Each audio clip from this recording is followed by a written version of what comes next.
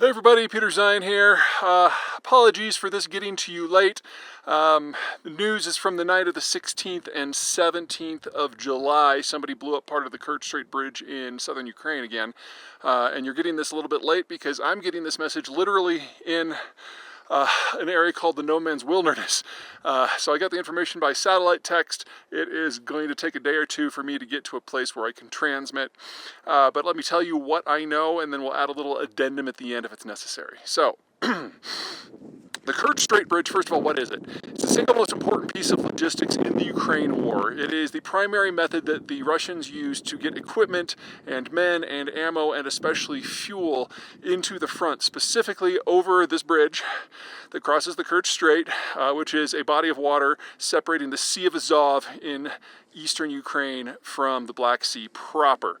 The problem the Russians have, the reason they like the bridge so much, is if they try to send things through the mainland route, going through the provinces of Kherson and Zaporizhzhia, it's within rocket and artillery range, and the Ukrainians have shown that their targeting, especially with intelligence provided by the Western Allies, is sufficiently good to hit most trains in that area as they're passing through. So that means they would have to go to convoys, and that takes significantly longer, and they can't move nearly as much gear or people, and especially fuel. So they like to use the Kerch Strait Bridge to get the stuff into Crimea, and then take other methods of distribution through the northern part of the peninsula into the southern front. Now, where were we just before this attack? Well, if you go back to last autumn, someone blew up the Kerch Strait Bridge. No one claimed responsibility, but it was clearly the Ukrainians or maybe the Americans. Anyway, what happened was a vehicle explosive back last year blew up one of the spans. There are 4 spans that matter, or 4 transport routes that matter. There's 2 two-lane road routes, and there's 2 single-line rail routes. And the vehicle explosive destroyed one of the vehicle routes, and the explosion was proximate to a cargo train that was going by, so it started a fuel tank fire, which destroyed one of the rail routes and severely damaged the second one. In the weeks that followed, the Russians were able to repair that road span, but they were never able to bring the destroyed rail system back online, even today. And then as of about a month ago, the other rail line had been rated for passenger traffic and what they call light cargo, so no tanks or fuel tankers. So they can send some ammo, they can certainly send people and troops, but they certainly can't send fuel in the volume that they would like. There is really no alternative to the Kerch Strait Bridge. That northern route that goes on mainland Ukraine is too easy to interdict, and the Ukrainians have proven time and time again with missiles and underwater drones that they can attack maritime vessels. They have become so problematic that the Russians are no longer even stationing their military vessels in the Crimean Peninsula at all. They've pulled them all back to their port city of Novorossiysk on the northeast shore of the Black Sea. Okay. What this new attack did was, again, attack the vehicle spans, but this time from below. They completely took out one of the vehicle spans again and severely damaged the second one, which means the only way that the Kerch Strait Bridge can function now is that one remaining rail link that is operating at partial capacity, the light cargo one, and that's it. This is extraordinarily bad for the Russians. I mean, forget passenger traffic in and out, although the Russians have this hilarious government program to encourage tourism in Crimea during a war zone. Yes, take a bridge that has been attacked several times, whatever. Anyway, hang on for a second. I'm going to switch views here so you can see the other way. That's Independence Pass behind me, one of the highest road passes in America, and I'm well above it here on Geisler Peak. Okay, where was I? Okay, if the Russians prove unable to get this line repaired fairly quickly, and who knows, that's a disaster for Russian forces. They're already under extreme pressure from the Ukrainians. The Ukrainians have already hit a number of bridges and road and rail connections in and out of the northern part of Crimea, which was already constraining the Russian logistics. Now they can't bring anything fresh at all at scale. So if the Russians can't get this back up online, all the 100-odd thousand troops that they have in Crimea are going to be completely on their own.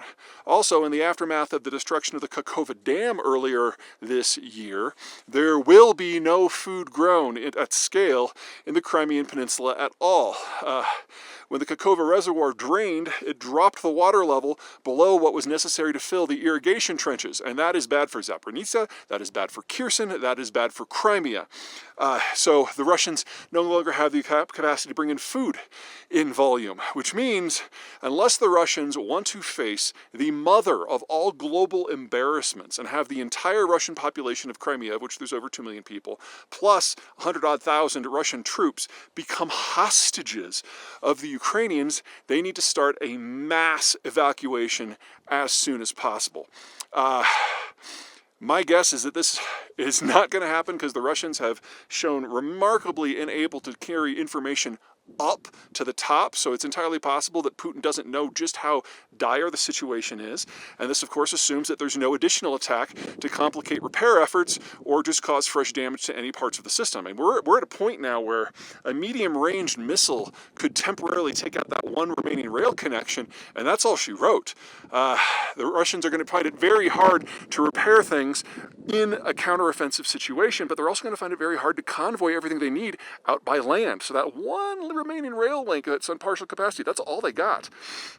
Of course, there's the question of how was this done? Now, we know that the explosions came from below the road system, not on top. This was not a vehicle bomb like it was before. So it was either a special forces group that blew up one of the pylons, or it was a series of underwater drones that did something similar. The Ukrainians do have the capacity to do that.